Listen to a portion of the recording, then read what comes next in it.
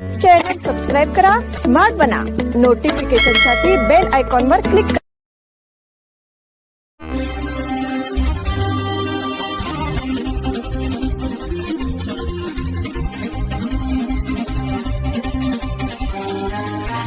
नमस्कार, स्मार्ट न्यूजच्या बुलेटिन मध्ये आपलं स्वागत. पाहूया आजच्या दिवसभरातील ठळक घडामोडी. उपोषण स्थळी गोंधळ, सोनम वांगचुक रुग्णालयात दाखल.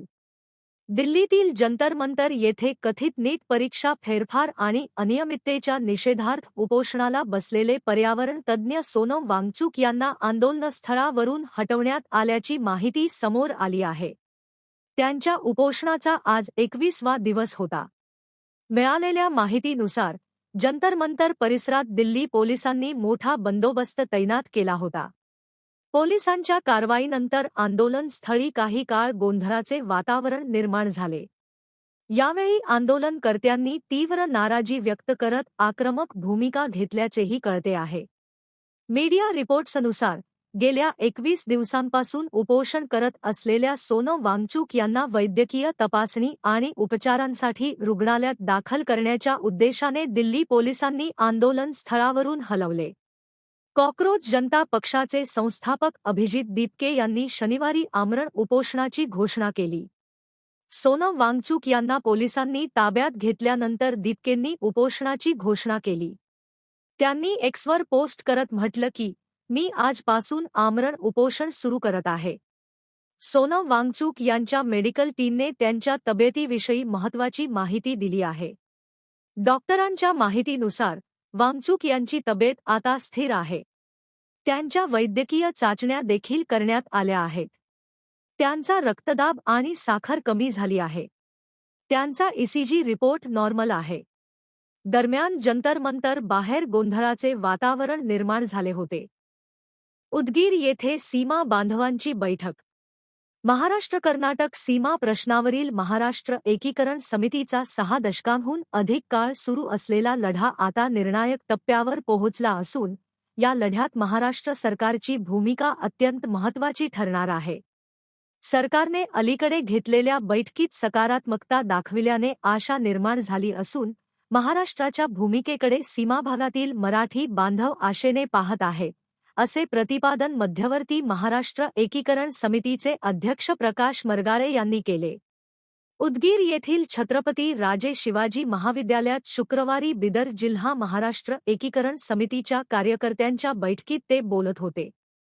कार्यक्रमाच्या अध्यक्षस्थानी मरगाळे होते.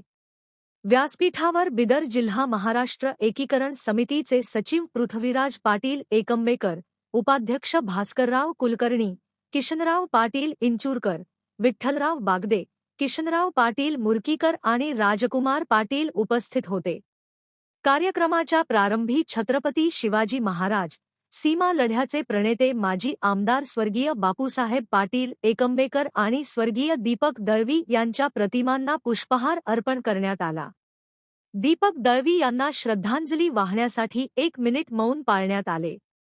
कार्यक्रमाला बेळगावसह सीमाभागातील सुहास हुद्दार, पांडू पट्टण, मारुती मरगाणाचे, सुनील आनंदाचे, महादेव मंगणाकर, लक्ष्मण मेणसे, उमेश पाटील, वैभव मरगाणाचे यांच्यासह मोठ्या संख्येने कार्यकर्ते उपस्थित होते. रामदेव गल्लीतील प्रकरण ठरले चोरीचा बनाव. रामदेव गल्ली येथील VP वेर्णेकर सन्स या दुकानात चोरी झाल्याची तक्रार देणाऱ्या फिर्यादीनेच स्वतः दुकान फोडून चोरीचा बनाव रचल्याचे पोलिसांच्या तपासात उघड झाले आहे. खडेबाजार पोलिसांनी संबंधित सराफ व्यावसायिकाला अटक करून त्याच्याकडून 66 लाखांचा सोन्याचांदीचा ऐवज, रोख रक्कम आणि दुचाकी जप्त केली आहे. पोलीस आयुक्त भूषण बोरसे यांनी शनिवारी ही माहिती दिली. त्यांनी सांगितले की, कृष्णानंद विश्वनाथ वेर्णेकर यांनी 17 जुलै रोजी आपल्या रामदेव गल्लीतील दुकानाचे कुलूप तोडून अज्ञात चोरट्यांनी सोन्याचांदीचे दागिने व रोख रक्कम चोरी केल्याची तक्रार खडेबाजार पोलीस ठाण्यात दाखल केली होती. त्यानुसार गुन्हा नोंदवून तपास सुरू करण्यात आला.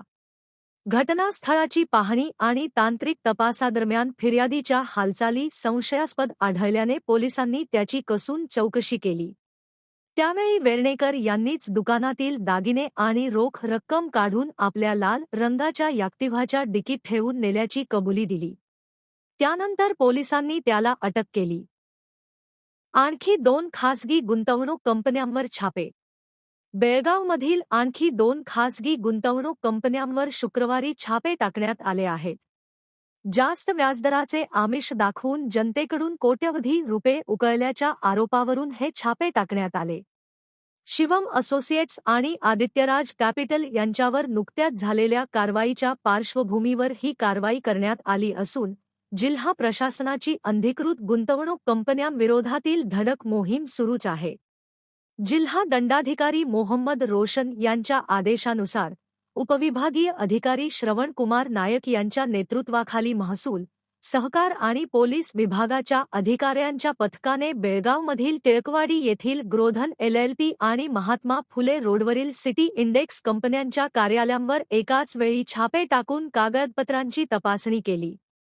प्राथमिक तपासात असे समोर आले आहे की या कंपन्यांनी जनतेला दरमहा 4 ते 5% जास्त व्याजदर देण्याचे आश्वासन देऊन मोठी रक्कम गोळा केली होती. तपास अधिकाऱ्यांनी रात्री उशिरापर्यंत कंपन्यांचे आर्थिक व्यवहार, गुंतवणूकदारांचे तपशील, कागदपत्रे आणि इतर दस्तऐवजांची तपासणी केली.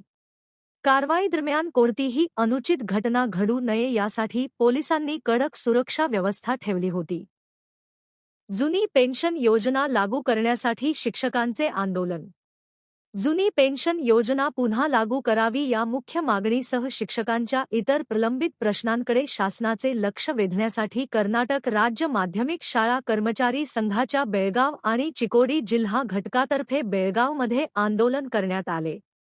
राष्ट्रीय पुरस्कार विजेते शिक्षक सदाशिव संबळ यांनी शिक्षकांच्या व्यथा मांडल्या. निवृत्तीनंतर पेन्शन नसल्याने शिक्षकांना उतारवयात आर्थिक टंचाई सोसावी लागत आहे. शासनाने या मागण्या गांभीर्याने घेऊन मुख्यमंत्र्यांनी यात वैयक्तिक लक्ष घालावे आणि या प्रश्नावर कायमस्वरूपी तोडगा काढावा, अशी मागणी संबळ यांनी केली. हुक्केरी माध्यमिक शाळा कर्मचारी संघाचे सदस्य रमेश बडिगेर यांनी शिक्षकांच्या असुरक्षित भविष्याबद्दल चिंता व्यक्त केली.